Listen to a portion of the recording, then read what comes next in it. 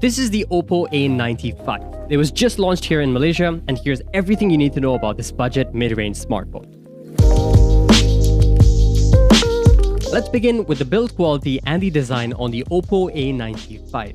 It's actually really nicely designed. The colorway that we got is the glowing rainbow silver, which in different lighting situations will give you different colors and hues. It's also a dual matte finish and has a fingerprint resistance to it as well as scratch resistance. So it looks and feels very good as well as having a pretty good protection.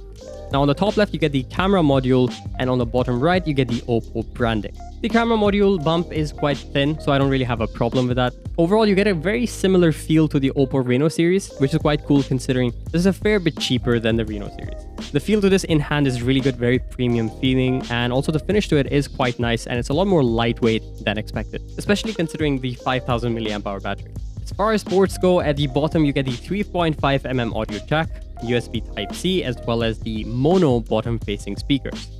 On the right, you're going to find the power button, and on the left, you have the volume buttons as well as the SIM card slot. Now moving on to the display on this, which I quite like. So you get a 6.43-inch AMOLED panel with only 60 Hz of refresh rate. I'll be honest, 60 Hz, even on a budget smartphone in 2021, is kind of outdated. But the screen on its own is actually quite nice. You get a 90.8% screen-to-body ratio, and it also has an in-display fingerprint sensor that is very quick. And since it's an AMOLED display, you also get support for the always-on display, which obviously helps make this look like a more premium device than it is. In day-to-day use, content on this looks pretty good. You get nice punchy colors, it's very vibrant, and contrast levels are actually quite nice because of that AMOLED panel.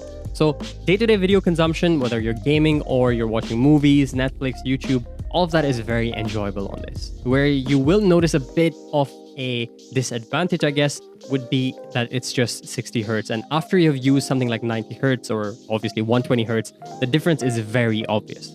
On to the software and UI on this. So this comes with OPPO's very own ColorOS 11.1, which is based on Android 11. It's a pretty decent looking skin on top of Android OS. It's definitely one of the better ones that we've seen out there.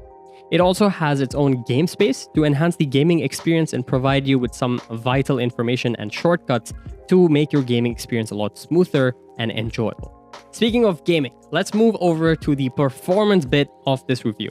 Now take into account that this is a budget mid-range smartphone. So yeah, the processor on here is the simple Snapdragon 662 with either 6 gigs or 8 gigs of RAM and 128 GB storage. The 6 gigs of RAM is actually quite good enough already, but on top of that, you can further expand on that using the virtual RAM expansion, which can go all the way up to increasing your RAM by up to 5 GB. Pretty insane. Just think about the fact that some laptops even don't come with that much RAM power. Pretty awesome. Now for everyday use and even gaming, the smartphone is pretty decent. If you want to play with higher frame rates though, you need to turn down your max graphics to low. Considering that this is a 60 Hz panel anyway, you can pretty much choose to boost up your graphics quality to retain that 60 FPS. So gaming experience overall was pretty enjoyable. Using the game space as well, you can configure it, see your CPU, GPU usage, how much FPS you're getting out of this, and all that good stuff. So pretty good on the gaming side. Now on to the camera and camera performance on this. At the back, you get a triple camera setup, the main camera being a 48 megapixel f1.7. The second camera is a 2 megapixel f2.4 macro camera. And finally, you have a 2 megapixel f2.4 depth sensor. The front camera on here is a 16 megapixel f2.4 selfie camera. There is no ultra wide angle camera. This is really disappointing, to be honest. I don't know why OPPO chose to have a macro camera over an ultra wide, considering that ultra wide will be way more useful than a 2 megapixel macro camera that pretty much no one uses. Images on this turned out to be way better than I expected, to be honest. The processing, the software side of things has been done really well by OPPO. So each and every picture that I took had really good contrast levels, good exposure and colors, and the processing just looked nice. Even the HDR was really nice. When it comes to video though, both front and back camera record at a maximum resolution of 1080p. The back camera has pretty good colors and contrast levels. HDR is decent, but you do have a pretty good stabilization system on here. So it's very stable compared to some other phones in this same price range.